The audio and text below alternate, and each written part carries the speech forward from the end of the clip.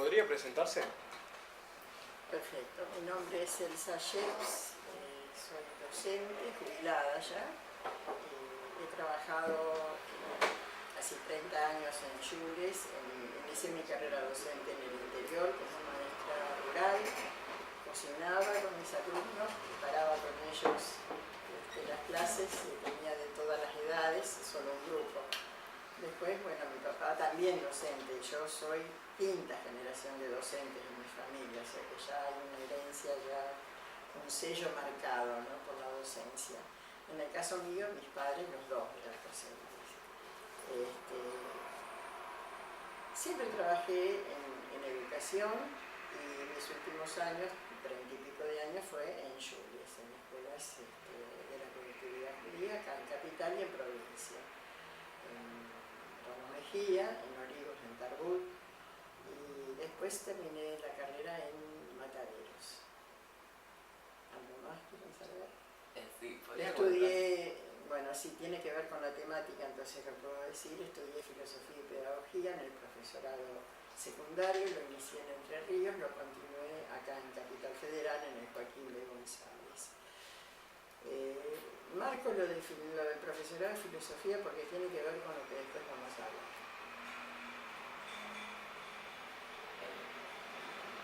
En la época que usted empezó a enseñar los Jules, ¿cómo se enseñaba y cómo se aprendía? ¿Cuál era el sistema? La relación entre alumnos y maestros. En los Jules el vínculo siempre fue familiar, fue de buen contacto afectivo. No era el de señorita maestra ni nada por el estilo, ya el término de moral ya significaba algo que acercaba, ¿no? Los chicos a veces jugaban porque decían que moral, jugando con las letras, era amor también, o sea que nos cargaban mucho con ese juego de letras, ¿no? Y nos exigían también eso. Había principios básicos que venían desde el Consejo de Escuelas Judías, desde el Badajino, que tenía que ver con trabajar una temática muy importante, la de la identidad, tanto en la parte oficial como en la parte de hebreo. Yo era maestra de la parte oficial y fui directora de la parte oficial, después pasé a ser directora general y tocaba también la enseñanza de hebreo. Pero lo que más se reforzaba era el desarrollo del pensamiento, el pensar, el razonar. No venían las cosas impuestas. Todo esto lo marco porque tiene que ver con lo que viene después, ¿no? Después se prohíbe pensar, después se prohíbe un montón de cosas que en los Jules se mantuvo, por suerte. Lo pudimos mantener y pudimos de alguna manera modificar algunas de las directivas que nos venían desde el Estado, ¿no? Desde la reforma del Estado.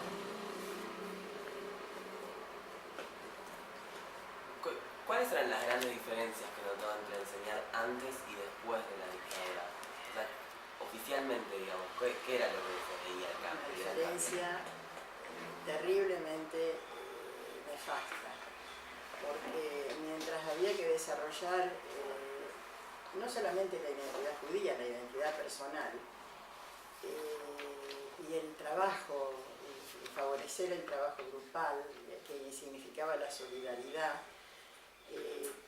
con la dictadura fue distinto.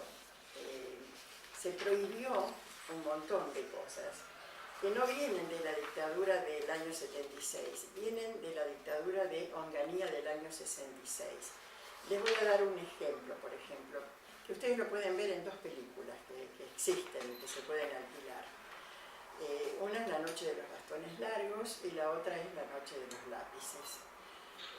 Yo les diría que viendo esas películas se entiende cuál era el lugar de ustedes, estudiantes, y de nosotros, docentes. En el año 66 yo ya trabajaba como maestra. Nos prohibían a los docentes, no se reían, usar minifalda, pantalones y zapatillas para ir a la escuela. Nos prohibieron el trabajo grupal, porque era la manera en que la guerrilla se movía. Entonces todo lo que era trabajo grupal estaba prohibido.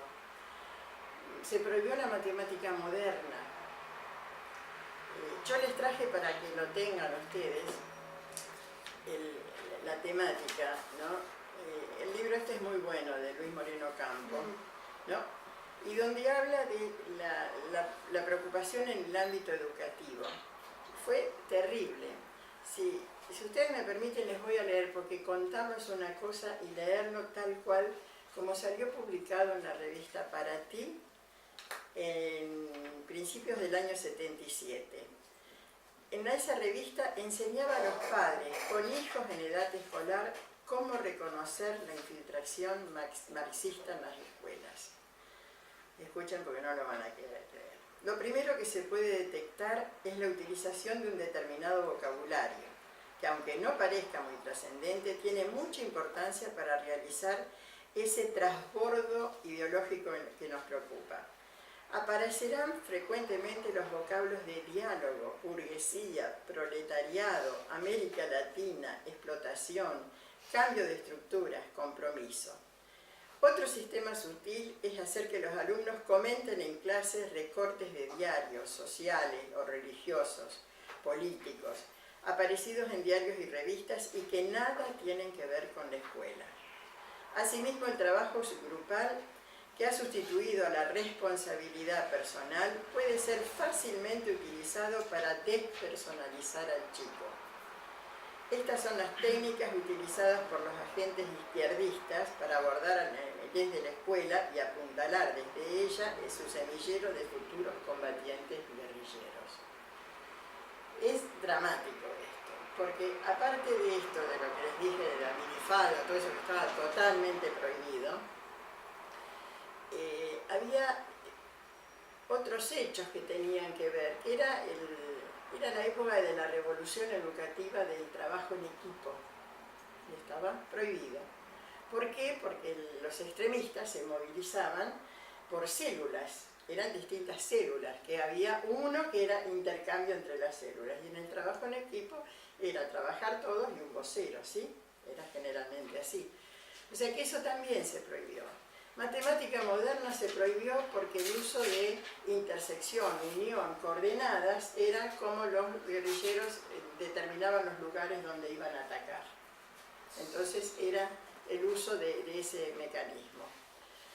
Y después, el principio de la revolución en la época de Onganía, igual la mantienen después los del proceso, era de que todo lo ideológico que iba en contra de nuestra formación occidental y cristiana era subversivo. Y subversivo no era solamente el que tiraba una bomba o el que poseía un arma, sino que subversivo era también aquel que ideológicamente hablaba de términos de libertad y de democracia. Calculen ustedes en el año 66, con la introducción del gobierno militar, más el auge que tenía desde Cuba el comunismo de Fidel Castro, y a eso se suma que en el año 68, mayo del 68, habrán oído nombrar en Francia, ¿no? Prohibido prohibir, dejen de aprender, empiecen a soñar, eran las frases que surgían. La libertad de pensamiento. ¿Cómo podía coincidir la educación con ese criterio de que estaba prohibida la libertad de pensamiento? Donde estaba prohibido trabajar determinados temas. Me voy a la época del proceso. Entre los detenidos que declararon en la CONADEP, estaba una chica que era docente. Y entonces le preguntan, mientras estaba detenida, otra compañera le pregunta, ¿por qué estás detenida vos? Esa chica docente la mataron, pero la compañera, que es la que declaró, contó. Dice, no, dice, yo estaba explicando en la clase de historia a Martín Güemes y las montoneras, pero las montoneras de Güemes eran otra cosa, lo habrán estudiado, creo, de las montoneras, las que ayudaban, con los montoneros de esa época, porque atacaban en montones, y las montoneras eran las que llevaban el agua, las que llevaban el alimento, para sus hombres que... Pero una mamá la denunció. a la maestra de que habló de las montoneras. Y esa chica fue detenida y después fue asesinada. Quiere decir de que había hechos de que estos mismos militares, por su ignorancia histórica, no sabían ver las cosas como se daban. En el caso mío, por ejemplo, que estaba enfrente, tenía el Distrito Militar General San Martín, ya estoy hablando de la época del proceso, ojo, nos hacían llenar una planilla donde cada docente tenía que declarar que estudiaba, sus amistades, sus vínculos familiares, y después el director de la escuela tenía que avalar lo que el docente ponía. Yo podía avalar la calidad del docente como docente en la escuela, pero de su familia, de sus amistades, de sus estudios, de lo que hacía fuera de la escuela, era imposible. Entonces yo firmé y puse abajo que avalo al docente como docente dentro de tal horario y tal horario dentro de la escuela, porque también uno quería desligarse de todo esto, porque tuve amigos que fueron detenidos por estar en la agenda de un psicoanalista que los atendía, y nada que ver, el psicoanalista habrá sido o no habrá sido, generalmente no lo eran, pero eran psicólogos, el psicoanálisis estaba mal visto. En mi caso, cuando detectaron de que había sido estudiante de filosofía, se imaginan, yo trabajaba la línea de pensar para ellos, por lo tanto era un peligro. En una escuela judía, enfrente al distrito militar, era más peligrosa todavía. Entonces viene el coronel que estaba en ese momento, era un coronel, entre comillas, democrático. Vino y me dijo que él se iba ya pronto porque no es el ejército que él había elegido, pero que me venía a avisar de que pronto iban a venir a revisar la biblioteca de la escuela y todo lo demás, porque el sionismo es considerado subversivo. Que por lo tanto que vaciara de la biblioteca todo lo que tenía de sionismo. Y después me dice, y de su casa, todo lo que tenga de filosofía, sáquelo. O sea que ya era como que me tenían en la mirilla. Y me tuvieron en la mirilla, porque se fue este coronel, que yo creo que era Barrios de apellido, y vale la pena rescatarlo porque fue la persona que de alguna manera me abrió un poco los ojos, ¿no?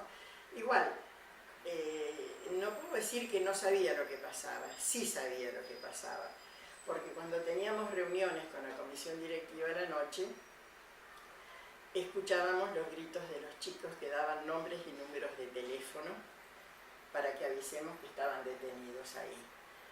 Y una de las cosas que me había dicho este coronel, nunca utilice el teléfono suyo ni el de la escuela, si se le ocurre suicidarse y llamar a esa familia para avisar. Igual nunca podíamos hacerlo porque cuando los chicos gritaban los nombres y gritaban el número de teléfono, los últimos números, no. Y en vez de decir los apellidos, daban los nombres. Entonces no podíamos, era imposible ubicar quién era el que gritaba. Mataron a 2 personas en la puerta del Yule. En la 8ª vas a ver un ladrillo que tiene un agujero carcomido. ¿Sí? Bueno, ahí fue el tiro del verdulero que mataron, porque el pobre hombre era sordo y estaba dando marcha atrás con el camión y no oía el alto que le daban del distrito de enfrente. Y al bajarse para ver, porque el camión se le detenía sobre la calle Saavedra, cuando se bajó lo mataron. Y ahí ese hueco que ves ahí es el tiro con el cual mataron a este pobre verdulero que vivía ahí. Hoy lo vas a mirar el hueco. Seguro. De otra manera. Anda y fíjate, vas a ver. Después tuve 2 casos de 2 alumnos. Uno, Ernesto Kreplach, cuyo hermano era estudiante acá en Ort, José, y lo buscaban. José tenía 16 años, o sea que habrá estado en el centro de estudiantes, habrá estado en alguna de esas, pero no en la guerrilla. Detuvieron a Ernesto y al papá para que les digan dónde estaba José. Torturaron a al papá en presencia de Ernesto. Ernesto tenía 10 años, era alumno de 4º grado. No tenía mamá, tenía el papá y 3 hermanos. Eran 3, Ernesto, José y creo que era Sergio el otro. Lo torturaron al papá en presencia de Ernesto para que digan dónde estaba José. Como no sabían, lo torturaron a Ernesto en presencia del papá. Y así me lo tiraron delante del taxi que yo iba para la escuela. Ahora les cuento por qué ese lujo tuve. Y lo tuve escondido, durmiendo durante 3 días hasta que lo pudimos sacar a Ernesto del país, durmiendo en las cunitas de los juegos de jardín. Sí, una sala tuve que inhabilitar para tenerlo escondido ahí a Ernesto hasta que gente de la comisión, entre ellos el papá de Adrián Moscovich, un hombre maravilloso, realmente. Él y dos o tres personas más de la comisión directiva pudieron sacar a Ernesto del país. El otro caso fue Zulema Chester, cuyo papá era administrador del Policlínico Posadas. También secuestraron, creo que lo mataron al papá en presencia de Zulema, o lo hirieron, igual nunca más lo volvieron a ver, ni apareció el cuerpo de él tampoco. A Zulema también la maltrataron bastante. Está entre la gente que declaró en la CONADEP, está Zulema. Creo que Zulema era compañera de Adrián. Creo que Zulema era compañera de Adrián. Así que imagínense lo que era poder educar en un sistema en el cual en ese momento tenías que cuidarte hasta de tu propia familia. Es decir, tenías que estar al tanto de lo que pasaba con cada uno, de no comprometerte, de no dar más tu teléfono, de cuidarte en todo para poder cuidar al que está al lado tuyo. Porque, por ejemplo, yo tenía un maestro que estaba haciendo sus trámites para hacer aliá. Calculen, si sionismo era subversivo, querer hacer aliá era también subversivo. En esa época había ataques a los centros militares, a los distritos militares. La escuela estaba acá, ahora hay un barrio ahí enfrente, pero en diagonal, enfrente hay una fábrica, y en diagonal estaba todo el distrito militar San Martín. Para prevenirse ellos y cuidarse, porque no nos cuidaban a nosotros, evidentemente, ponían 22 soldados en la terraza del colegio. Pero no eran 22 soldados solos, eran soldados con toda una artillería ahí, porque era para protegerse de un ataque subversivo. Para eso yo tenía que estar a las 6 de la mañana para abrirle, porque yo me negaba a que en el horario que están los chicos entren y salgan los soldados. Entonces, primero, bueno, hubo todo un cambio de palabras bastante pesado con el que quedó a cargo de eso, el mayor Bedacarrás, que estaba muy impregnado de todo el proceso de la revolución, y realmente, bueno, no tenía mucho aprecio hacia mí, ¿no? Así que me obligaban a estar a las 6 de la mañana para que entraran los soldados, y me tenía que quedar hasta las 6 de la tarde, hasta que cambiaban, eran cada 12 horas, era el cambio de guardia arriba. Cuando vino el invierno, a mí se me ocurre, porque me daba lástima por esos pobres soldados, mandarles unos termos con té. Entonces me llama el mayor Bedacarrás y me dice si puedo cruzarme hasta el distrito, que quería hablar conmigo. En ese momento justo estaba la inspectora del Estado, la señora Olga Antolinetti, y yo le estaba comentando, porque ella me decía, no puede tener soldados con armas dentro de la escuela. Le digo, están en la terraza. Digo, no puedo hacer nada porque lo primero que me dijeron ellos, usted, no, bueno, ya no existía constitución, quiero que sepan, no existían leyes, no había congreso, no había poder judicial, no existía nada, eran nada más que las leyes militares y estábamos bajo un régimen militar. Digo, yo no puedo porque estoy en zona militar, tengo que hacerme cargo de todo lo que me indiquen ellos. Bueno, nos citan, cruzo, digo que estoy con ella, voy con la inspectora, Entonces me dice, nunca más haga esto, y me pone los termos con el té ahí. Y digo, pero era té caliente con el frío que hace, y me dice, sí, dice, pero para nosotros podría haberme puesto algo para dormir a los soldados. Entonces le digo, no. En eso aparece un nombre muy conocido, ahí, el comisario Echecolás. ¿Saben ustedes que fue juzgado por Kirchner, cuando en la época de Kirchner apenas asume? Aparece él y primera frase, ¿usted es la directora del colegio judío de enfrente? Le digo, sí. Dice, ¿sabe? Dice que yo, como tengo que venir muchas veces en el verano, quise hacerme socio del club y no me dejaron porque no soy judío. Entonces le digo, no es por eso, digo, el club es solamente de los alumnos y de los padres de la escuela. Había que salir de algo ahí, ¿no? Entonces le digo, mire, digo, realmente es eso nada más el motivo por el cual le dijeron que no. Y abro mi boca, ese fue el gran error mío, ¿no? Le digo, sí, digo, mi papá tuvo un problema parecido al suyo. Me dice, ¿por qué su papá no es judío? Digo, no, mi papá es judío y quiso ser presidente de la nación, y porque es judío no pudo. Entonces, la inspectora me dio una soberana patada debajo del escritorio. Entonces dijo, no, ese es un chiste de la señora. Bueno, a partir de eso fue en el año 79. A fines del 79, de la DAIA me dijeron, hay que cambiar de escuela, no puedes seguir ahí.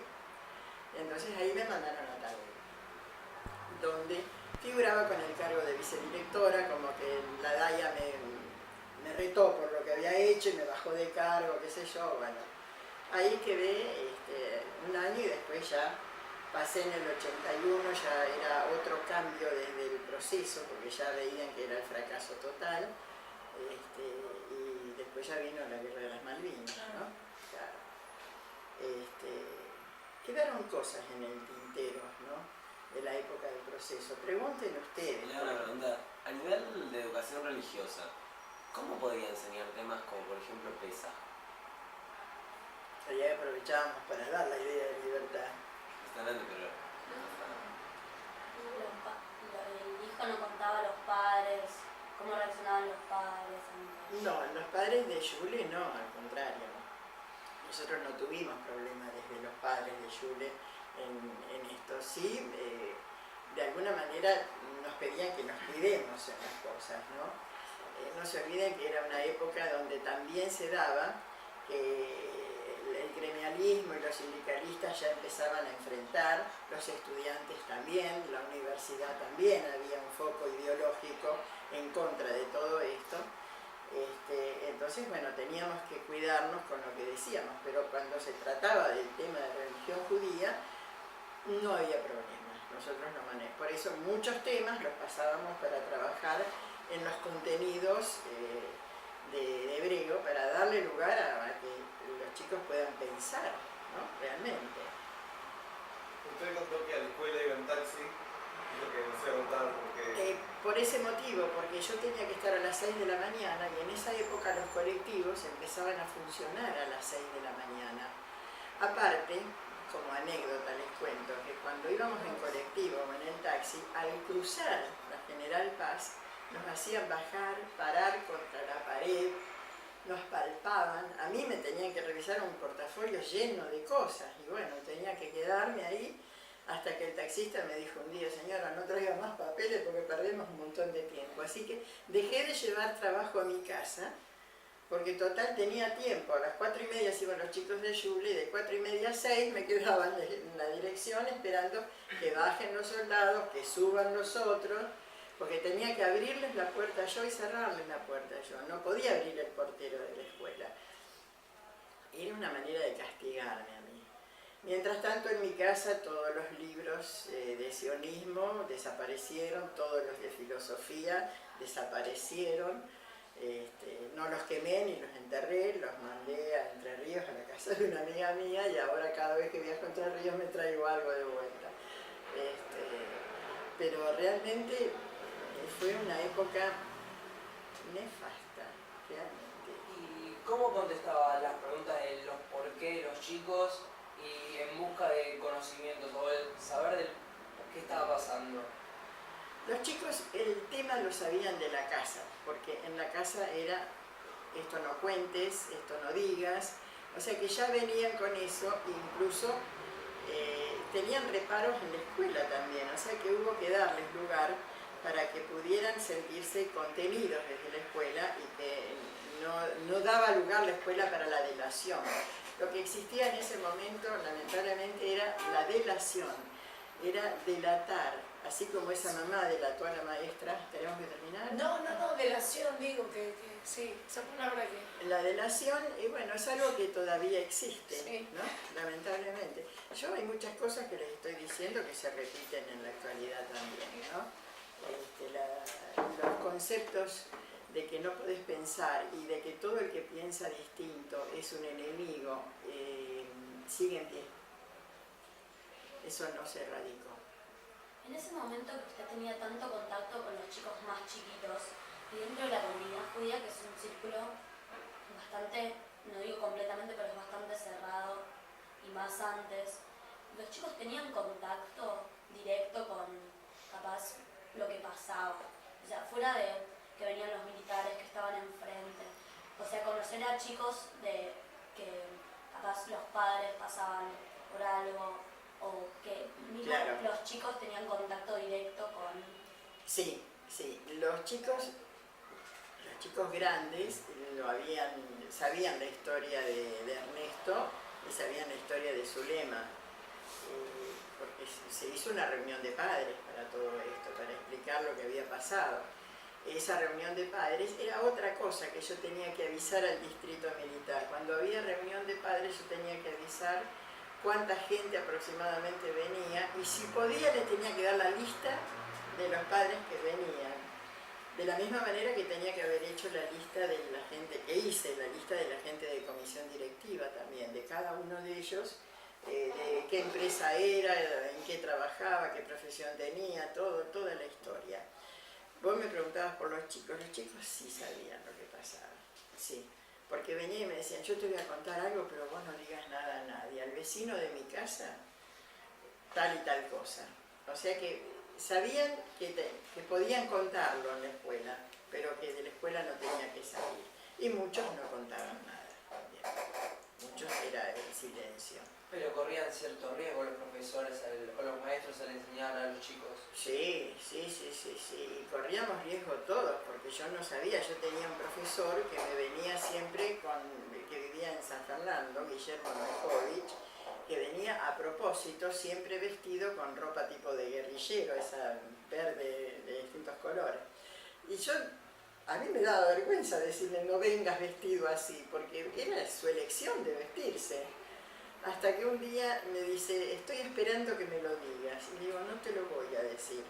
Digo, porque es una decisión tuya, yo no te puedo decir cómo que vengas vestido. Digo, porque vos en la escuela te pones el guardapolvo y ya está. Entonces me dice, no, es el muchacho que después hizo, que estaba haciendo los trámites para ser aliado y le hicieron la vida imposible. Le perdían la documentación, todo porque no lo querían dejar salir del país, porque lo querían agarrar en algo y no pudieron, al final se fue. Huyó del país, ¿no? Y después recibo una postal, es graciosa, de él. Huyó con un circo, y entonces me pone, estoy en España bañando al elefante. O sea, pudo salir Guillermo, está en Israel. En el caso de Ernesto también está en Israel, pero Ernesto quedó muy mal. Está ahora internado en un instituto psiquiátrico, tiene esquizofrenia. Eso es un rezago, es evidente que es producto de todo lo que pasó. A la enseñanza judía, ¿qué tipo de restricciones le ponían o no le ponían ninguna? Desde el Consejo de Escuelas Judías a nosotros, decís. Desde el gobierno. Desde el gobierno, bueno, nosotros no podíamos trabajar en los conceptos del sionismo, por ejemplo. Todo lo que tenía que ver con geografía de Israel no podíamos trabajar. Nos permitían trabajar lo religioso y lo histórico, pero que tenga que ver con la antigüedad. Igual lo alguna manera encontrábamos cómo darlo, ¿no? Porque cuando uno hablaba de esto del Negev, ponía el mapa, ¿no? No estaba en la carpeta de los chicos, pero en el frente estaba. No, igual. En ese sentido, todos los shules mantuvimos, todos, no hubo shules que por temor dejaron de dar algunas cosas. Se daban solapadamente, se daban por el costado, aprovechábamos los hagim para trabajar conceptos que tenían que ver con identidad, con libertad. Pesach se trabajaba muchísimo, por supuesto. Yom HaZikaron también. Hay festividades mayores y festividades menores, pero las menores se prestaban más para trabajar. Rabbi Akiva, por ejemplo, era un personaje que se podía trabajar muy bien y bueno, los chicos lo vinculaban, sin que nosotros lo digamos.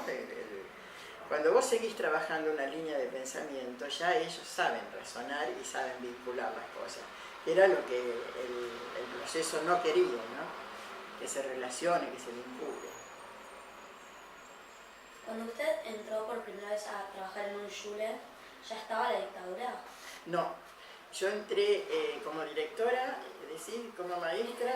No, como maestra yo entré a trabajar acá en el año 67, sí, ya estaba Onganía. Y en el 74 era justo cuando empezó Perón, cuando murió Perón. Yo entré en marzo del 74 como directora y en julio del 74 murió Perón. Pero ahí también padecimos el famoso grupo de las 3A, cuando estaba Isabelita con López Rega, que lo habrán oído nombrar, era la Asociación Anticomunista Argentina, las 3A. Y ahí hubo una gran persecución también, ¿no?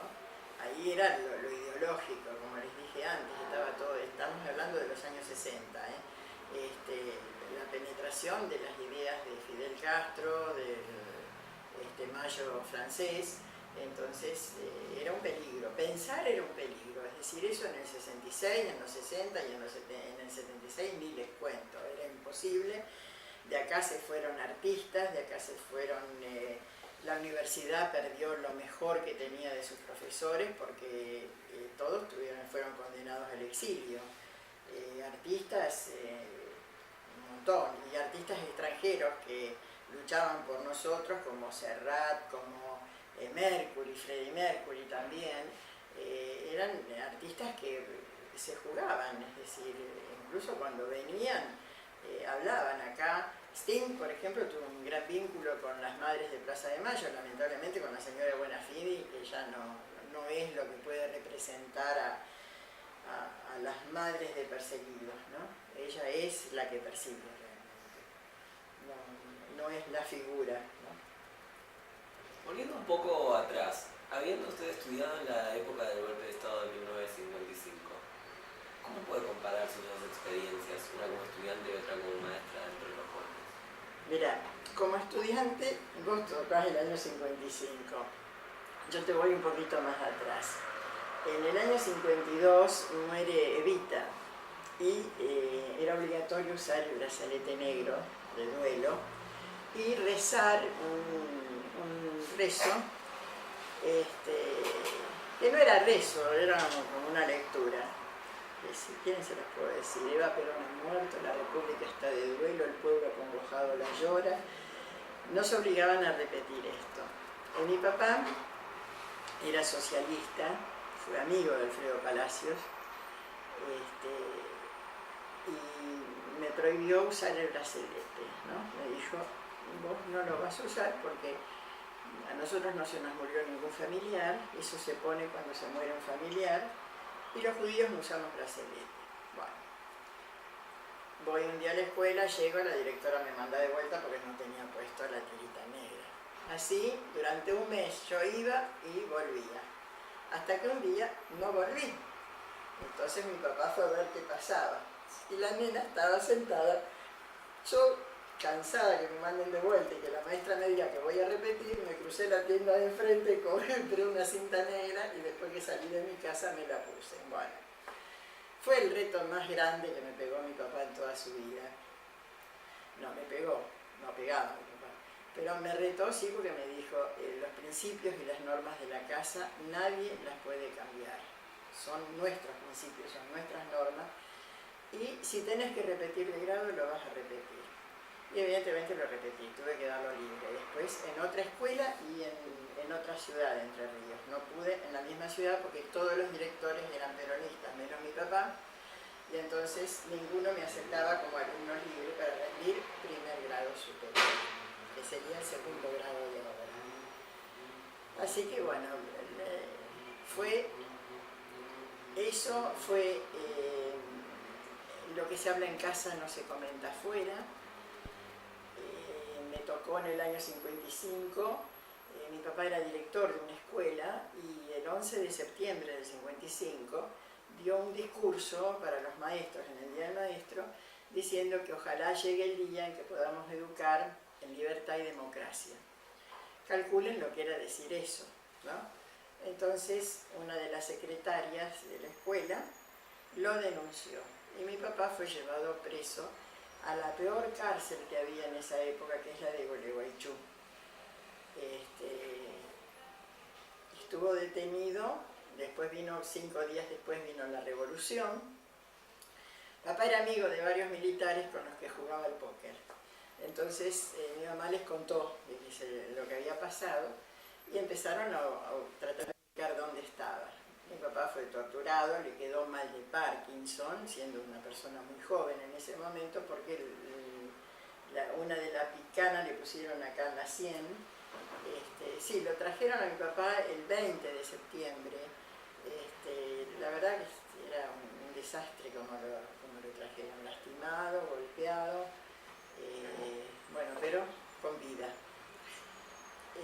En casa había que cuidarse muchísimo mi mamá tenía una librería, había que cuidarse del empleado de la librería, de no hablar delante de él en contra y de soportar que vinieran de la Fundación Eva Perón a vaciar. Yo lloraba cuando venían porque se llevaban todo del negocio, se llevaban libros, juguetes, todo para la Fundación Eva Perón. Hasta que se cerró el negocio porque era más mantener la fundación que mantenernos a nosotros. Y mi papá, bueno, él siguió, trabajaba como gremial, aparte de director de escuela, fue presidente de la Comisión de Maestros y Profesores del Litoral, era de Entre Ríos, Corrientes, Misiones y Santa Fe. Así que fue perseguido también por ese lado, porque lo que se buscaba en esa época era equiparar los sueldos. Antes los sueldos de los maestros de provincia eran inferiores a los de los maestros nacionales y lo que se buscaba era eso, nada más, la equiparación de sueldos. Así que por eso también fue perseguido y fue detenido muchas veces. Después lo trasladaron acá a Buenos Aires. La diferencia entre la educación que yo recibí, y sí, la que yo recibí era la educación en mi casa, una educación, y fuera de mi casa otra. Lo que se habla en casa no se dice. Si te preguntan esto, vos no sabés, porque a veces, claro, mi papá se reunía para jugar al póker y creían que eran reuniones políticas. Entonces, vos no digas nada, vos no sabés si jugamos al póker o vos no sabés nada, a mí me mandan a dormir. Y yo lo único que contestaba cuando me preguntaba era eso. Tuve 2 maestras que eran peronistas, pero 2 que no eran peronistas. Y esas 2 fueron las que me ayudaron muchísimo a poder sobrellevar el terminar 6º grado. En mi época era hasta 6º grado. Terminar el 6º grado de alguna manera bien, ¿no? Después ya no, después como maestra decidí que los chicos, a pesar de la represión, no iban a ser subversivos si pensaban. Y seguí trabajando con la línea de pensamiento y de razonamiento, donde en el año 73 era maestra y enseñaba a Pablo Neruda. En el 73 todavía no estábamos con el proceso, pero estábamos con la guerrilla ya trabajando para traerlo a Perón. La guerrilla trabajó mucho para traerlo a Perón, los montoneros en especial. Y era una época en que había amenazas y secuestros. Muchos de los papás de ustedes deben recordar de su época, si iban a Yules, de que había padres acompañaban a los chicos y se quedaban custodiando la puerta de la escuela, sobre todo aquellos que tenían un bienestar económico, porque eran los que en esa época los montoneros secuestraban para pedir rescate, es decir, ellos se iban armando primero de enero para después tener las armas. Si consultan en su casa con sus padres, les van a contar de que eso realmente ocurrió. Los secuestros eran muy comunes y había grandes empresarios que les pagaban mensualmente a los montoneros para no ser secuestrados. Daban una cuota. Lo sé porque tenía dos papás que lo contaron, ¿no? De que ellos pagaban para no ser secuestrados. De todas maneras, volviendo a tu pregunta, siempre se trabajó en la línea de pensamiento. Creo que por eso los padres de ustedes y la gente de 40 y pico, 50 años, es la gente que valora muchísimo la educación, porque pudieron recibir la educación a pesar de todo lo que pasaba alrededor. Más allá de usted ser la quinta generación de maestros o profesores en su familia, ¿qué le incentivó a ser maestra? Muchas cosas. Ya de chica yo era maestra de las plantas de mi casa, que era una escalera y yo tenía las plantas en la escalera y entonces Margón Blanco lo retaba, el rojo lo felicitaba.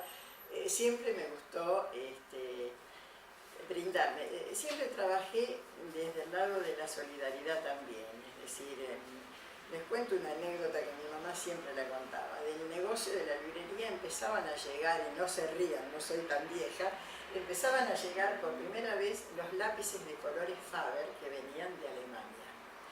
Y venía la caja de 6, de 12 y la de 24 era imposible de comprar, o sea que era de 6 o de 12. Yo tenía una compañera que quería muchísimo y era muy muy pobre, María del Carmen Galeano. Estoy hablando de tercer grado, más o menos. Y llegan los lápices Faber, entonces mi papá me dice, bueno, armate las cosas para la escuela. Digo, ¿puedo armar para María del Carmen? Sí, me dice papá, lleva. Bueno, entonces yo me separé, para mí los lápices Faber de 6 y para María del Carmen la de 12. Es decir, no era por el hecho de edad ni nada por el estilo, me nacía el que el otro esté mejor que yo. O más, no estar yo mejor que el otro, quizás sería eso. Y eso tiene que ver con la educación de la casa, ¿no?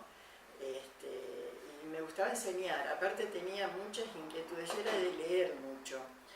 Antes se acostumbraba que a la hora de la siesta los chicos jorobábamos, entonces nos encajaban algo para leer, y yo tenía la facilidad de la librería.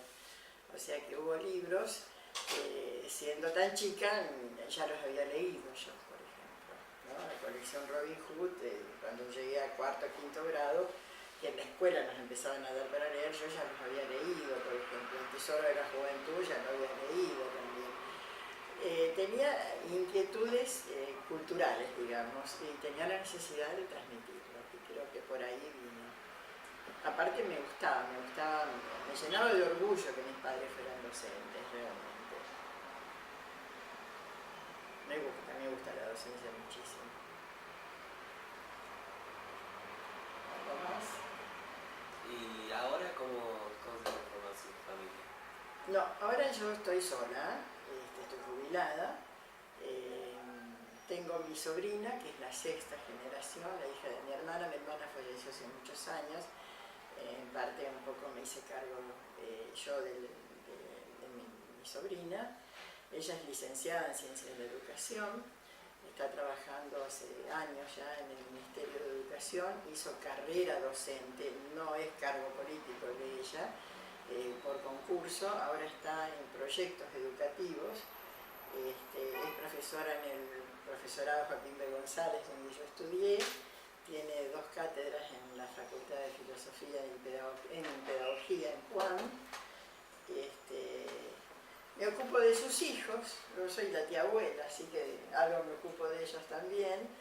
La hija de ella terminó el Carlos Pellegrini, el varón está en el Carlos Pellegrini en tercer año. Y creo que ahí ya se rompe la carrera docente de la familia, porque una nieta está haciendo traductorado de varios idiomas, inglés, chino y portugués, el traductorado nacional. Y el varón se le da por la música y bueno, hay que escuchar la guitarra eléctrica todo el día, pero bueno, es un buen compositor. Y mi vida transcurre gracias al señor Rubén Beraja mal económicamente, porque bueno, hizo mal los aportes míos. Me tocó una jubilación que no es la que me corresponde, así que me dediqué en los últimos años de vida de mi mamá, que estaba postrada, a cuidarla a ella y a hacer otras cosas que me gustan, que era cocinar y tejer. Así que más o menos me mantengo ahora con la cocina y tengo algunos clientes fijos y con el tejido y bueno, a veces con este tipo de cosas de charlas o me encuentro con las docentes con las cuales trabajé, me encuentro. Ahora estoy en otro proyecto porque este año se hace 50 años que me recibí de maestra. Yo me recibí en Entre Ríos, en Concepción del Uruguay. Y ahora justamente este viernes viajo para encontrarme con mis compañeros, pues estamos organizando las actividades para noviembre de este año. Somos 150, somos bastantes los recibidos y bueno, por ahora nos encontramos 20 y pico, 30. Yo viajo y otros están en Bariloche, también en el Instituto Balseiro, tengo 3 compañeros profesores ahí. Y después tengo en La Plata también, y bueno, nos mantenemos en contacto, o sea que estoy en eso ahora, ¿no? Tratando de rejuvenecerme. Cuando usted fue directora de Schule, ¿realizaban salidas escolares? Sí, a pesar de las hacíamos, sí. ¿Y cómo se manejaban para conseguir que los dejaran con el distrito enfrente? Con el distrito enfrente yo tenía que avisar. En esa época estaba de moda Hugo Midón, las obras de teatro de Hugo Midón para chicos. Se iniciaba Hugo, creo que era Juan de los Caminos, la primera obra. Y él, por una casualidad, en un teatro yo llevé a mi sobrina y él había ido a ver esa obra de teatro y empezamos a hablar. No fue un levante, chicos, empezamos a hablar, ¿no? Y me cuenta que él estaba haciendo obras de teatro para chicos. Y entonces le di el teléfono de la escuela que cuando diera una obra que me avisara íbamos a llevar a los chicos. Para poder llevarlo yo tenía que avisar al distrito militar a qué horas venía tal micro con tal chofer para llevar a los chicos a ver tal obra de teatro. La primera vez que teníamos que ir me contestaron del distrito militar que hasta que ellos no vean la obra de teatro, la obra no va a poder ser dada en los teatros. Pero ya estaba anunciada en el diario, estaba anunciada en todos lados. Entonces lo llamo a Hugo Midón y digo, mira Hugo, me dijeron que no la van a poder dar porque no está autorizada, esto, lo otro. Me dice, no, ya está la autorización. Así que en esa época las fotocopias no eran como ahora, era sobre negro y texto blanco, era terrible. Aparte un papel grueso, era como plastificado. Entonces me mandó, me acuerdo, con un muchacho, no existían las motocicletas, en bicicleta se vino desde el centro del Teatro del Globo hasta Ramos Mejía con la fotocopia para que yo le pueda mostrar, porque llevábamos los chicos al teatro un sábado. Era un día que no funcionaba la escuela y yo tenía que abrir la escuela para eso. Entonces, para abrir la escuela para eso, ellos entraban y con 2 soldados adentro de la escuela, en el hall tenía que reunir a los chicos, no podían entrar más allá, el que quería ir al baño se tenía que hacer encima, no podía. Entonces, así los pudimos llevar a ver obras de teatro. Sí. Un poco el tema de la dictadura. Cuando terminó, ¿hubo algún cambio en la enseñanza? Sí, claro que sí. En principio, desde la bibliografía que se podía utilizar, ya se trabajaba Antonio Machado, Pablo Neruda, estamos hablando de escritores extranjeros y escritores argentinos también se trabajaba. Por ejemplo, Horacio Quiroga estaba prohibido. Si ustedes recuerdan los cuentos de Horacio Quiroga, ¿qué podía tener de subversivo? Nada, pero estaba prohibido.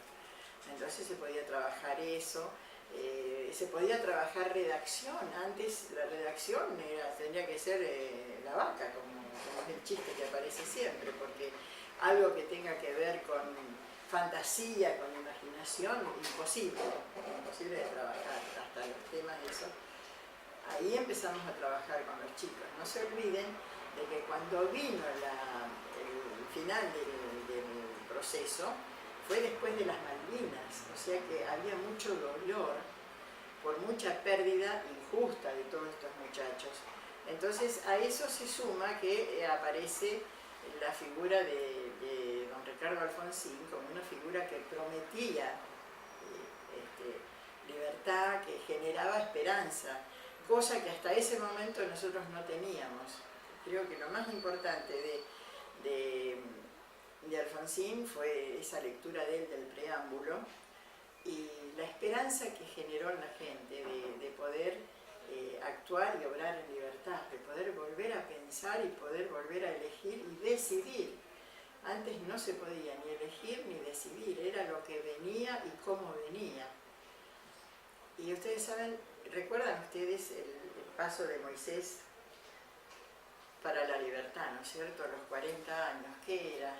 Eliminar la mentalidad de esclavos para generar la mentalidad de libres. Bueno, nosotros tuvimos que hacer algo parecido, no nos comparemos con Moisés, pero tuvimos que empezar a trabajar la posibilidad de una línea de pensamiento y de tener libertad para decir las cosas, para decir lo que uno piensa. Eso fue lo más importante. El cambio, yo creo que tiene que ver con eso. Más que con el retorno de la democracia, yo creo que tiene que ver con la libertad individual. Creo que ahí fue donde los docentes sentimos el mayor peso, porque estábamos tan acostumbrados a que el límite estaba puesto, que de golpe correr al límite sin sacarlo era algo difícil, pero había que hacerlo, porque era lo que todos deseábamos y queríamos tener libertad de pensamiento. Así que bueno, fue un trabajo. Nosotros tuvimos la suerte que en esa época en el Bada Jinoj, y yo les recomiendo y les pido a Laura también, que entrevisten a la señora Kameyan, Rachel Kameyan, que era la directora del Bada Jinoj, del Consejo de Educación Judía, que fue una gran contención para la mayoría de los directores. Aparte era psicóloga y sabía cómo contenernos a nosotros ante determinados temores que podíamos tener, sobre todo los que estábamos en zonas más conflictivas. Sí. Ella fue un gran apoyo realmente. No así de la gente de Daya, no así, porque creo que el presidente en ese momento de Daya tenía un hijo secuestrado y entonces estábamos ocupados en negociar con Arginderi que preocuparse por nosotros. Lo digo porque fue real, ¿no? Y tampoco es una denuncia, sino que es un comentario. Pero del Bada Jinoj, sí, sobre todo Rachel Kameyan, más que de Barinco, más que de todos los demás. La señora Rachel Kameyan, como acá, la tía de ella, la rectora Eva Kameyan, falleció hace un año o dos, fue una gran rectora acá. Y acá, hablando de eso, en el año 81 esta escuela tuvo un ataque, acá pusieron una bomba en Yatay. Se perdió todo el sistema de computación que recién se había instalado. Yo vivo a 5 cuadras de acá. Fue de madrugada y es en el año 81. Y la explosión fue, en mi casa se movió todo. Mi papá se levantó y me dijo, pusieron una bomba enorme. Así nomás. Ya era sabido de que las instituciones judías sufrían ataques, ¿no? Y eso, mi papá se vino acá y después volvió a mi casa. Me dijo, no hay heridos, no hay nada, dice, pero destrozaron todo. Tenemos que ir cerrando porque Sí, queda poco tiempo. ustedes se tienen que ir. Yo ahora estoy estudiando emancipación jurídica judía en Europa. ¿Cómo estudiaban ese tema? ¿Se estudiaba? Sí, se estudiaba eso. Por ejemplo, te doy un ejemplo, el levantamiento del gueto de Varsovia era un tema importantísimo para nosotros, para trabajar. Masada era otro tema importante te vas dando cuenta cómo encontrábamos por dónde zafar. La historia judía en persecución es muy amplia y en poder sobrellevar la persecución también. O sea que siempre teníamos el hecho histórico judío para que los chicos se den cuenta de que se puede seguir y salir adelante. Y la Shoah, que era algo que era tan parecido en algunas cosas y tan distinto totalmente en otras, ¿cómo se podía tratar? Sí. Yo traía abuelos que habían pasado por el Holocausto para que les cuenten a los chicos lo que habían pasado. Sí, lo trabajábamos. Lo trabajábamos como parte de la historia del pueblo judío. Eso no podían prohibirnos, era historia. No era sionismo, no era tanto religión, pero era historia. Y ya no podían negarnos eso porque ya era manifestar abiertamente el antisemitismo que en forma oculta existía. ¿Puedo hacer una consulta? Sí. ¿Qué extraña de Entre Ríos? ¿Qué extraño de Entre Ríos? La vida pueblerina, el contacto con la gente, el vínculo distinto.